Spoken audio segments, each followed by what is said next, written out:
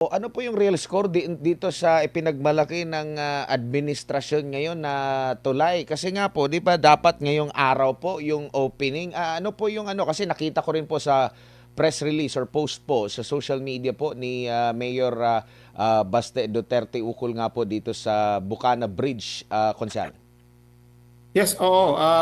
Well, alam naman natin na yung dumalaw yung Pangulo dito at nagkaroon siya ng kanyang inspeksyon doon sa Bocana Bridge.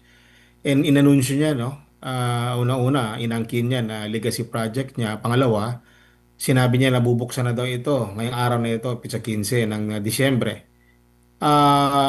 Yun nga, ewan ko ano nangyari because I did not witness the opening kung ano ba nangyari doon ngayon. But the thing is, kami talaga, nung inanunsyo yan, tinignan namin yung area, hindi pa ata nasisimento. Ewan ko, ang laki ng bahagi ng dun sa may Rojas Avenue na exit papuntang tawag nito, Coastal Road. Hindi pa talaga ganun kakompleto. Marami pang mga dapat gawin. In short, hindi pa talaga tapos ang tulay tapos na. Pero yung dadaanan ng ating mga motorista, particularly doon sa may Rojas Avenue, hindi pa talaga pwede. Sa tingin namin na hindi naman tayo engineer. Pero kung dumaan ka doon a few days ago, tinitignan namin talagang ano pa lupa pa ang karamihan doon. So, kaya nga naglabas ng statement ang ating City Mayor, Sebastian Basti Duterte, na mukhang alanganin naman yung inanunsyo, no, ng ating ni Pangulong Marcos na maaari na itong buksan. Baka siguro hindi siya na-brief ng kanyang mga tauhan sa DPWH because I think the Department of Public Works and Highways, alam naman nila yan, no, ang katotohanan at alam nila paano sila tatantsahin. Sa pagkaalam ko, parang Marso pa ata dapat ito bubuksan. Minadali ng Pangulo, ewan ko anong nasa isip niya, bakit niya ginawa yon na malalagay na naman sa alanganin. At pag binuksan na naman yan, baka naman ang pagbibintangan niya man, ang city na naman yan dahil bakit binuksan, hindi pa tapos na instead maginhawa ang takbo ng trapiko, nagkakaproblema na tuloy. No? Ito ay mga bagay na dapat sana hindi na niya sinabi at sana na lang sinabi na lang niya na depende na yan sa DPWH kung kailan ito bubuksan. Pero mukhang nagmamadali nga, inangkin nga niya. At the same time, pinaasa pa niya ang taong bayan that there will be a smooth flow of traffic. So when we were really verifying the current situation, ang sabi may ilang lane lang ang pwedeng buksan, dalawa lang ata supposedly from four lanes. So that would be a problem again, no, sa takbo ng trapiko. Instead na maginhawa ang takbo ng traffic, nagkakaroon pa ng ano, problema. Baka mamaya ang iniiwasan natin dito yung safety ng ating mga motorista, no? Dahil nga hindi pa nga siya tapos. Ganun naman talaga logic dictates naman talaga hindi naman kasi isipin yan kung ang proyekto hindi pa talaga tapos, hindi pa pwedeng daanan talaga. Tulad na lang itong flyover, hindi pa talaga tapos ang flyover, hindi pa talaga madadaanan yung itaas nga, yung sa ilalim pa lang hindi nga siya fully cemented, may iba doon gravel pa, lupa pa. So ganyan ang sitwasyon diyan sa may Rojas, hindi talaga siya fully tatapos. Kaya nga nagtatanong kami, ano, December, mabubuksan na ito. Talagang kung titignan mo, kahit yung mga tao dun sa palibot, nagsasabi, imposible pa man, hindi pa man pwede agian. Yung mga ganon, imbit ordinary people would say na parang premature naman yung sinabi ng Pangulo na pwede lang daanan nito. Kasi pag sinabi mong pwede lang magagamit, ibig sabihin, you can fully utilize the roads. But as you can see, wala talaga, hindi po pa pwede. Hindi pa pwedeng daanan ng mga sasakyan na ano yung talagang sabihin mong magkakaroon ng smooth flow of traffic there will be, I don't know ano nangyari because I was not there. Iniiwasan ko kanina pa lang nung pumunta ako sa Oyanggurin area sa may diyan sa may downtown. It took me more than an hour, no? It took me more than an hour just umikot lang sa ilang street diyan dahil ewan ko kung yun bang dahilan na nagkaroon ng traffic, no? So, sayang ba? Sayang. Dapat na lang inantay na lang yan na mag-anunsyo. Alam naman yan, alam naman ng taga DPWH yan na March pa pwedeng buksan wala tayong magagawa. Siguro ang DPWH sabi nila, wala tayong magagawa. Bossing natin ang nagsabi. So gawa natin ng paraan. So, ewan ko anong resulta nung ginawa ng paraan ngayon kung instead na nakatulong. Maliban po dun sa nabanggit nyo po na hindi pa tapos yung mismong mga kalsada rin, wala ring street lights at safety and traffic signages along Yes. Rojas exit, no, as per Mayor Baste. So pinayagan na itong padaanan. Pero meron po bang ano, parang wala po bang kapangyarihan ang LGU na wag mo nang padaanan? Pwede bang hindi na lang muna padaanan para at least medyo makontrol natin yung traffic? May say po ba sila dito sa bridge na ito? Or dahil hindi pa nga tapos, hindi pa na ito turn over sa kanila, wala pa silang say kung ito ba pwede o hindi, isarado muna, hayaan mo nang tapusin itong mismong tulay? To my mind, it's under the Department of Public Works and Highways. They have full authority over that. Eh. What can the city government, to my mind, what can the city government can only suggest, but hindi ata natin pwedeng hadlangan ang utos diyan ng pangulo or pigilan ang daloy ng trapiko in that area because sila ang mismo nagbigay ng clearance, no?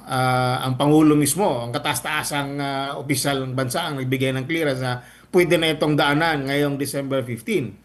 No, kung gugustuhin lang ng ating alkalde, kung gugustuhin lang ng syudad, kung gugustuhin lang ng konseho, hindi pa nga dapat sana pwede yan. Kaya nga hindi kami nakikialam diyan eh. Dahil nga hindi pa nga yan tapos. Inunahan niya at pagkatapos ng binisita, siguro nagmayabang na okay na ito. Kasi legacy project daw niya, okay na ito pwedeng daanan. Lingid sa kalaman ng karamihan, hindi pa pala pwede. Talagang totoo naman na hindi pwede. Kahit ngayon, puntahan natin dyan ngayon, talagang hindi pa talaga kumpleto yan. You are just putting the motorist there, maalanganin. Kaya yung nga, wala pang mga safety signages, kulang sa ilaw and all. So, paano mo how can you, I cannot just fathom why it was really opened today, the earliest. Kaya kami, tahimik kami dyan. Kung gugustuhin lang namin, hintayin natin yung talagang tamang panahon. Alam mo, yung coastal road niyan, nagmamadali na tayong magamit na noon, pero hinintay talaga yan ng syudad hanggat sa talagang nagsabi na safe na, kompleto na, pwede na tong daanan, safe na for our motorist and sa ating mga pedestrian na gamitin ito, tsaka pa binuksan yan sa trapiko. Hindi alanganin, hindi tulad ngayon na titignan mo yung kalsada doon sa Mariawas Avenue, talaga hindi pa talaga tapos. Ang dami pang nagtatrabaho. Aside sa mga nagtatrabaho, maraming sasakyan na dadaan kaya gagamitin na, may nagtatrabaho pa doon, nadidisturbo ngayon ang works ng ating mga trabahante ng DPWH and baka may mga pedestrians pang dadaan-daan doon, maglalakad-lakad, they'll put them in harm's way. Yun ang iniiwasan ng ating mayor as the city mayor and as the father of the city. Tinitingnan lang niya ang kapakanan ng ating mga kababayan na hindi madisgrasya at di mapano, no? Dahil nga diyan sa minamadaling pagbukas ng Bocana Bridge going to Rojas Avenue exit. Opo, meron ding nabanggit dito si Mayor Baste na yung mga miyembro daw ng Davao City Road Project Advisory and Monitoring Board ay tinanong din daw yung DPWH bakit daw yung segment B hindi pa bukas. Wala pa raw silang proper answer, no? Sa inyo po ba dyan sa konseho, may kapangyarihan po ba kayong imbestigahan, tanungin, bakit kayo nagmamadali ang DPWH ukol dito? Wala po bang ganitong hakbang na gagawin ang konseho ng Davao? Well, the city council is free to do, those such investigation if it really warrants, titignan kung bakit ba ito nangyari, no? It falls under the Committee on Transportation, no, and the Committee on Public Works. It falls on the two committee. Dalawa kasi yan eh. Mainly the Public Works, no. Ilang beses na kasing alam nyo, ilang beses na namin pinatawag ang DPWH, no, sa mga concerns na tulad ng ganyan. Pabalik-balik na kami dun sa issue dun sa may MAA flyover. Ito na naman, no. Another issue na naman ito. Gusto natin sigurong tanungin sila, baka one of these days, pagbalik ng session ng council, baka I would suggest na imbitahan din natin sila to explain ano ba nangyari, bakit ganito. And we are praying and hoping na sana naman walang nangyaring disgrasya diyan, no, sa premature pag-opening. No, I will inform the committee because it's under the Committee on Public Works and Highways City Council. I will inform the good councilor Jessica Cookie Bunguyan about this kasi siya man ang chair niyan. And of course, on transportation also, it's chaired by Japet Baluran sa 3rd District, no, respectively. So, I'm going to talk to them. We're going to suggest and we will talk about it. Pag-usapan to ng mga konsihal kung anong dapat natin, ang tama natin gawin. Kasi yun nga, ang ayaw natin dito talaga, no, Admar, ayaw natin dito mangyari tulad ng sinabi ng ating Mayor Sebastian Baste Duterte na iniiwasan natin ang magkaroon ng disgrasya, ng aksidente. Kasi nga, hindi pa nga tapos. When you say it's unfinished, it could be unsafe for the traveling public. Tulad na, for example, itong Bukana, may isang portion diyan na hindi madadaanan porque madadaanan yung kabila. Pilitin mong padaanan. Kahit na kinukumpuni mo yung kabila, may butas pa or may bangag pa doon, madidisgrasya yung it can, it can cause accidents. Yun ang iniiwasan natin na magkaroon ng mga ganyan ng mga insidente. So sana kung bubuksan man lang yan, talagang bukas na pwede nang daanan ng motorista natin. Hindi yung alanganin. Kasi pag ilanganin mong buksan yan, hindi na kailangan mong it's no-brainer actually eh. Pag sinabi mong ang kalsada hindi pa tapos, padadaanan mo na ba? Marami pang kulang, walang signages, walang ilaw, padadaanan mo na ba yan? Is it safe for the traveling public? Di ba? Hindi na kailangan, it's a no-brainer. You don't need to, you don't need advices or whatever na kailangan mo para sabihin mo na it's unsafe. It's really unsafe because it's not yet done. It's unfinished. So why will you allow people to traverse that area if it's not unfinished? Opo. Pero yung Gagawa dun eh. Ano nga yung ma-apply over na dyan sa ULAS. So ang mga ilang beses na antala yung budget niyan sa mga pati dito sa ULAS, ito lang, hindi nila magalaw-galaw itong Bukana Bridge is because it's under the contract of China. So hindi nila pwedeng basta-basta maipit-ipit yan. Hindi yan pwedeng maantala. Tsaka itong sa ULAS, talagang sila mismo nagsabi na naantala at hindi na budgetan. Matagal na delay ang mga budget. Kung saan-saan nilalagay. Pero pag may mga insertions, yung mga ginawa nila, bilyon-bilyon, ang bilis. Pero ito mga project na kailangan ng mga taga-Davao, iniipit. Tapos pagdating dito, aangkinin ng hindi kanila. Hindi ko maintindihan eh. Nagtitimpi lang itong mga Dabawenyo pero inis na ito sila sa sitwasyon eh. Alam nyo, tagal na namin gusto mabuksan itong flyover, hindi natatapos. Itong dito sa ULAS, hindi natatapos. Pag mabuksan niya ang flyover at yung naayos itong ULAS, napakalaking ginhawa sana sa takbo ng trapiko yan. Yung dyan sa may hindi na magkakagit-gitan dyan, wala nang maiiwasan ng mga aksidente. Dahil nga sa kitid ng kalsada, yung mga truck na dumadaan dyan, sumasabit yung kanilang mga part ng mga karga nila dun sa poste, sa mga girders ng flyover. Hindi ko maintindihan eh. Tapos, ito pa, hindi pa tapos, papadaanan na. Yeah, those are the things. Kung sabihin mong kaya ng Dabawenyo, naniniwala ko, Dabawenyos are very resilient, Dabawenyos are very patient. Pero hindi natutuwa ang karamihan. Maraming naiinis. Ang masakit pa dito, dahil sa ginawa ng national government, dinelay nila yung maapat itong ULAS, ang pinagbibintangan ang Davao City. Wala namang kaming magagawa because it's a national project. Kung city lang ang nag-budget niyan, kung it's only under the city engineer's office, baka siguro magawa natin ng paraan. But we cannot do anything about it. We cannot overlap the powers of the national government. Hindi namin pwedeng kontrolin yan. Trabaho yan nila eh. Gawin nila, ayusin nila yung trabaho nila. They should fix it. Pakita nila na talagang sincere sila sa mga Dabawenyo. Ayusin nila yan. Matagal na namin gustong matapos ang flyover na yan, pati itong sa ULAS. Ito nga, pinangako na bubuksan ngayong araw eh. Hindi nga tapos nga eh. Pinipilit na lang padaanan na hindi pa tapos. Pero yung mga hindi pa tapos, ayan, wala tayong magagawa, kundi magawa na lang ng paraan para makadaan tayo. Pero ito, pinipilit. Opo, nakikita nyo rin po ba, konsehal, na hindi tugma yung pagpalagay natin pagpapapogi ng administrasyong ito? Kasi ito, bigay ito ng China. Eh, kung gusto Mm, nilang magpapogi, doon na lang sa nabanggit nyo po na mga flyover pa. Kasi national government din yun. Bakit hindi yun yung exactly. pagtuunan ng pansin? Baka nga, ito, debatable ba to? Baka matanggap pa na maging parte ng kanyang legasiya. Kasi talagang under his administration, pwede pa niyang paglaanan ng pondo. Ito kasing sa Bukana, ito ibigay ng China. Hindi mo pwedeng maangkin din talaga sa kabuuan kasi sa China yung pondo. Walang pondo ang galing sa national, sa local. Ito ay regalo ng China. Yet itong nababanggit niyo po ng mga national government na mga projects, eh hindi matuloy tuloy, Konsyal.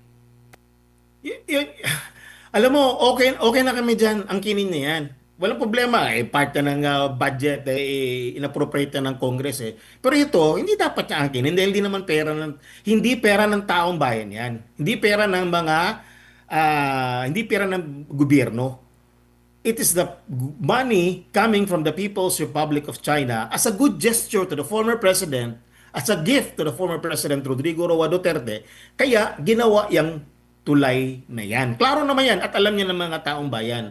Itong MAA, ULAS, lahat na lang ng national project na under ng DPWH kahit na hindi niya inumpisahan, kahit di galing sa kanya, pati na yung subway system sa Manila na inumpisahan ni former President Rodrigo Duterte, ang kinin niya lahat yun. Okay na kami doon eh. Wala kaming problema, bahala na siya, ang kinin niya lahat yan. Itapusin niya. Walang problema, ang kinin niya. Tapusin lang niya, hindi yung iniipit na kami dahil lang sa politika. Wala namang hindi wala ano bang kinalaman ng mga taong bayan, ng ordinaryong mamamayan, ordinaryong mga motorista na inaantala mo, pinipirwisyo mo dahil dinidile mo yung project para magalit ang taong bayan sa mga Duterte? Napaka-cheap naman nun.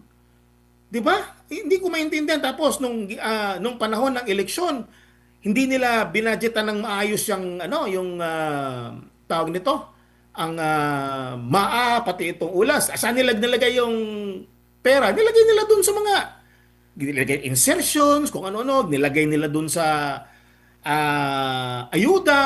Ang dami nilang dinivert nila yung pondo eh. Kaya nga na-delay yan eh. Supposedly tapos na yan. Hindi nila, okay na, kung matapos yan, ang kinin niya, wala kami pakialam, okay na. Basta importante, ibigay niya kung ano yung para sa taong bayan. Okay na, pati yung tunnel dyan na ginagawa dyan sa nung galing sa north and south na tunnel na ginagawa, ang kinin niya na yan, wala kaming pakialam. Bahala siya kung ang kinin niya yan. Basta importante, tapusin lang, wag niyang ipitin ang project dahil ang taong bayan ang masisira. Ang batang bayan ang maiinis, taong bayan maapektuhan. Ang mga motorista na dumadaan dyan, nagmumura, nagagalit, yun ang naiinis. Hindi yan tama eh. No? Wala kami, ang kinin niya yan. Wala kaming problema talaga ang kinin niya MAA, ang kinin niya itong sa ULAS, ang kinin itong mga TANES, kung ano-ano pang mga projects na under ng DPWH, ng under ng national government, kahit hindi niya naumpisahan, kahit hindi man lang siya tawagin ito, proponent niyan, okay lang. Ang importante lang tapusin at wag ipitin ng mga project dahil lang sa politika. Marami na siyang inipit ng mga projects dito dahil lang sa politika eh. Alam Opo. niya lang yan eh. Alam ng taong bayan yan. Opo, Counselor, ano na ba? Masyado na bang delayed yung mga projects na ito? Kasi kung delayed na sobra ito, ang laking problema nito, alam natin every time na may mga constructions, meron talagang mga sakripisyo niyan, no? Na Mm-mm. iti-take ng ating mga kababayan. Ang problema pa nito, kung ma-delayed ba na, nag-sacrifice na nga sila dahil nga sa yung construction, maaring makapekto pa yun sa traffic, baka tumaas pa yung mismong halaga nitong mismong proyekto na ito dahil habang tumatagal, lalong nadadagdagan yung pondo, di pera na naman ng taong bayan, maaaksaya na naman dahil nga sa problema sa politika. Ayun nga eh. Kasi alam mo naman, tumataas naman talaga halos sa buwan-buwan tumataas yung halaga ng ating mga construction materials. That's the problem. When you delay a project, automatic yan, may costing yan, dumadagdag yan. So, yan ang nangyayari ngayon. Kaya siya nadidelay, binawasan mo o dinivert mo yung pondo, tapos yung intended na amount sana, dinivert mo, pagdating ng panahon mo, tatrabahuin mo na, yung amount na yun, hindi na yun tama, kaya kukulangin na.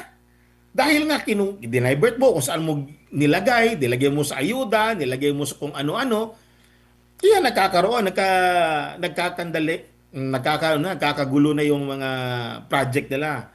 No, ang maganda sana dapat na lang kung ano yung nakalaan tapusin. Masyadong itong administrasyon na ito masyadong politika from the very start, puro politika. No, budget insertion, billion-billion na insertion at kung ano-ano na lang ang pinagagawa. Ang daming mga kasinungalingan, ang daming mga palusot, ang daming sa totoo lang, I've been how many years in public service as a media practitioner. Ngayon lang ako nakakita ng gobyerno na hindi ko talaga maintindihan kung ang daming magnanakaw, ang daming korap, ang mga proyekto, masyadong politika. The former President Duterte, hindi ganyan magtingin. Tinitignan niya, nagbibigay siya ng mga proyekto sa lahat. Inaasikaso niya bawat region, bawat lugar, kung anong kinakailangan. Walang kulay politika. Inuna pa nga niya ibang lugar kasi sa Davao eh. Huli nga ang Davao City, sa totoo lang. Para lang hindi magkaroon ng kulay politika. Pero ito iba. Ang Opo. tindi, pare. Ang tindi. Opo, di po ba pinangako ng administrasyong ito na hihigitan niya yung build, build, build at magiging Pero ako, BBM, build better more? Nagtutugma ba yung build better more dito? Baka delayed parang yung... billion budget more. Parang yun ang nakikita ko eh. Ang puro, ay nako, ewan ko ha. Di ko mahirap lang magsalita dito. Baka nire-record to, makikita ng DLG, baka masuspenda ako sa mga pinagsasabi ko dito. Pero nakakainis kasi, as a citizen talaga, I'm really frustrated. I'm not happy of what's going on in our country today. Hindi siya normal. Alam mo, hindi normal ang ganito na sitwasyon. Alam mo, may politika naman sa lahat. Pero yung ganito, iipitin mo yung project, kung ano-ano mga pagbibintang, kung anong pagtatakip, bilyon-bilyon ang mga ninakaw, pero nililihis nila doon ka Vice President na wala naman sanang problema. Those things na dapat pagtuunan pa ng pansin. If you are really sane and you are really a good leader, unahin mo ang social services. Anong kapangailangan ng taong bayan? Ekonomiya. Ngayon, anong problema natin? Paano tayo makaka-encourage ng mga investors ngayon? Ultimo, maraming mga financial expert nagsasabi na halos wala nang gusto mag-invest dito. Natatakot. Puro daming magnanakaw sa gobyerno. Paano? Nakakahiya. Alam mo, nakakahiya talaga tayo sa buong Pilipinas. I'm sorry to say this. No, it's really an embarrassing situation for us. No, even ako, yung mga kakilala ko sa Amerika nagtatanong, ano ba nangyayari sa gobyerno niyo diyan? Ako pa minsan parang nasisisi pa ako, nandiyan ka sa council, anong ginagawa niyo diyan? Ano bang amalay namin, buti kung kontrolado namin ginagawa ng mga congressman diyan, wala man kayong pakialam doon. No, alam mo, ang nadadamay kasi yung gobyerno ba? Pati kaming mga nandun sa baba, wala namang kinalaman, sinasabihan, dapat tulak yung ginawa. Ano ang gagawin namin dyan? Kami dito, tama ang ginagawa namin, sila dito, anong ginagawa niyan? Anong inuunan nila doon? Kaya nagkakaganito yung mga projects. When you do something wrong from the very start, when you disrupt things from the very start, simple logic lang yan, maapektuhan ang future, na mangyayari eh. So, ganyan, tinapyasan mo yung budget, natural, madidelay. Pag na-delay yan, babudgetan mo ulit para matapos, mahal na yung mga materyales, magdadagdag ka naman. So, para magdagdag, madelay ka na naman. Yun ang mga nangyayari. Opo. Pero itong mga gawa na ng China, inaangkin nila, tapos sinasabi pa na pwede nung daanan, kahit hindi pa, ay nako. Opo. Counselor, ito pong nababanggit niyo po, no, itong package na proyekto na ito, no, yung bridge, yung coastal project, connecta ito hanggang doon sa sana, no, yung Samal Bridge. Tapos yung Lalabas ang Arcastillo yan. Opo. Lalabas ang Arcastillo. Tapos yung nababanggit niyo po na flyover, hindi lang naman po Dabawenyo ang primarily na makakagamit nito. Nasa Davao City lang, pero alam natin parang nagiging sentro na talaga itong Davao City sa buong Mindanao, no? Lalo na itong tulay na ito. Kasi kung babiyahe ka, grabe na talaga yung traffic sa downtown na Davao City. Malaking tulong po itong Coastal Road, itong tulay ng mga dadaan lang sa Davao City, no? Sa iba't ibang parte ng Mindanao. Ngayon, meron pong maliban dito sa mga kilalang individual na naging parte ng gabinete ng kasalukuyang administrasyon. Ano naman, meron po ba kayong naririnig mula naman po sa mga Mindanaoans na mga officials din po natin, mga congressman na siguro may say, or tali din yung kanilang mga kamay at ang kanilang mga bibig? Kasi napakalaking tulong. Ulitin natin, hindi lang taga Davao City ang makakagamit nito, konsehal. Alam mo, ano ba, tapa parang nabubusalan ata yung ibang mga congressman natin. Hindi ko alam anong pinagtakip niya, hindi nagsasalita yung iba. Instead na magsalita para makatulong, puro paninira pa at mga akusasyon sa ating mga kaalyado, no? Sana naman kung tingin nila na naawa sila sa taong bayan, dapat magtulungan tayo, tulungan nila naman kami dito, no? You know, paano ang numbers, ilan lang ang mga kongresista natin na mga magkakalyado diyan, Congressman Paulo Duterte, sino pa ba, si Congressman Ungab, no, ilan lang mga party list na natin, yung mga party list na kalyado natin, no, iilan lang yan sila eh. Tapos ito kanila kontrolado nila balita ko pa nga maghahain na naman sila mga panibagong impeachment kay VP Sara.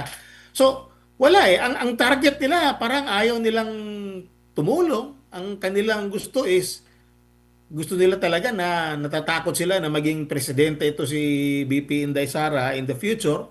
Kaya ginagawa nila ng paraan na sirain, pailan ng kaso, kung ano-ano lang ginagawa nila instead of helping the people.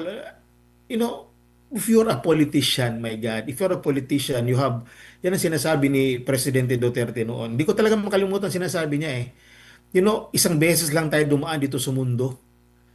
Kung dumaan man tayo dito, gumawa tayo ng maraming kabutihan sa taong bayan para naman hindi sayang ang buhay natin na maalala tayo na marami tayong kabutihang ginawa. Opo. Napakagandang mensahe ng ating former president. But in yet, look at what this administration is doing. Mareremember natin na ito ang pinaka-corrupt na gobyerno sa kasaysayan ng Pilipinas. Mukhang nalampasan pa ata niya yung tatay niya eh. Naku po. Opo. At saka konsehal, kung ikaw ay isang nanalong opisyal, no, nahalal ka, hindi ka naman halimbawa presidente sa mga bumoto sa iyo, pati doon sa mga hindi bumoto sa iyo, presidente ka, like kagaya nyo po sa kay konsehal. Kay konsehal sa lahat ng mga bumoto at hindi bumoto po sa inyo, problema para yatang kung hindi ka talaga kaalyado, lugi ka talaga, which is napakapangit po, no, sa atin pong bansa. At hindi rin ito makabubuti kung gusto niyang lampasan, kung talagang na-insecure na kung gusto niyang lampasan, masyado pang malayo yung kanya pong dapat na bunuin, mas the more pa na hindi niya malalampasan dahil nga po sa mga ganitong ginagawa po ng administrasyon. Wala na siyang panahon para lampasan. Wala na, ilang taon na lang eh. Sige lang sila, insert ng budget. Bahala sila dyan. Ngayon, ilang bilyon na namang inaprubahan. So, gano'n na lang takbo natin dito. To borrow his words, wala na tayong magagawa dyan. Ganito talaga ang takbo ng bansa natin. Dapat yun ang sabihin niya. To borrow his words, yan ang sinasabi niya. May mga sakuna, wala na tayong magagawa. Talagang ganito talaga, may bagyo talaga. Tiisin na lang natin to. Yung mga ganon. Wala wala akong nakikitang magandang direksyon. To be honest with you, wala akong nakikitang magandang direksyon sa bansang ito. Kung sa simulat with the beginning of this year, ang unang gagawin nila is to gather all the signatures and support in filing a impeachment case against the Vice President. Yan ang pinakaunang gagawin nila talaga. Nakikita na natin yan. No? At marami pa silang mga political maneuvers, weaponizing offices, weaponizing government institution just to silence or maybe para tawag nito, pigilan, no? Kung ano man ang nakikita nila na pwedeng mangyari, no? Opo. Sometimes I just look up in the sky and pray to God, no, Lord, please, ikaw na sanang bahala. Kasi kung kami lang talaga, if human as we are, we might think otherwise. But we need divine intervention. We need God's help. We need God's wisdom on this. Tayo mga Pilipino, Kristiyano tayo, meron tayong Protestant, Baptist, Muslim, Catholics and all. We need to pray for this country. Alam niyo yan, wala na tayong ibang pag-asa kundi Panginoon na lang. Wala na to. This is a hopeless administration, to be honest. Wala na. Opo. Wala ako nakikitang paglago sa ating bansa ngayon. Opo.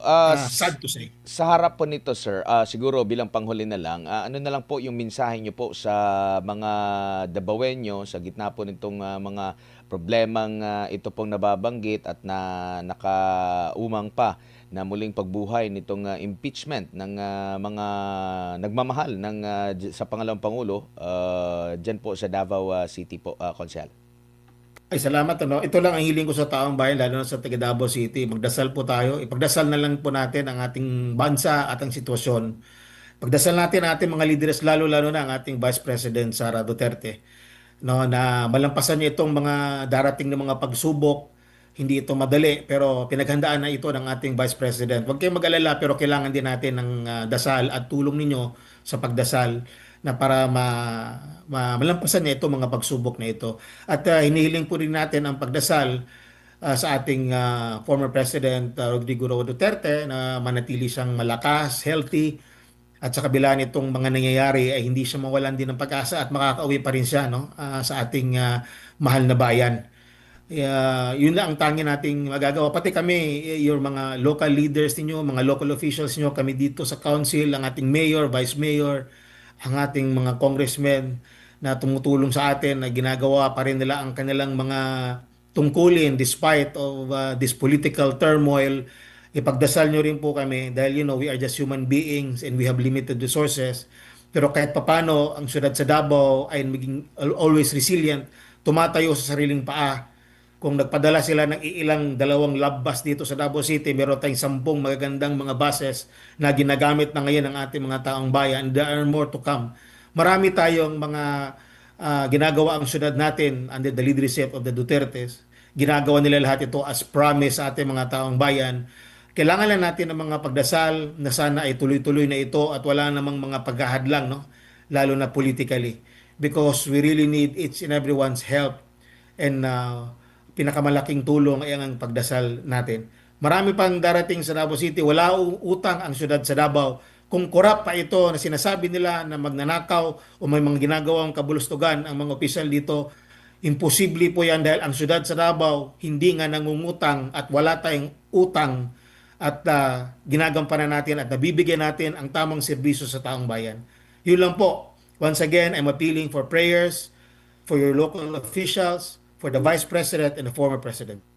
Konsehal, daghang salamat. Mayong gabi pag-usab. Si Councilor Tek Ocampo po, mga kapartner ng 1st District po ng Davao City. Kaugnay nga po sa hindi pa pala tapos, alanganing binuksan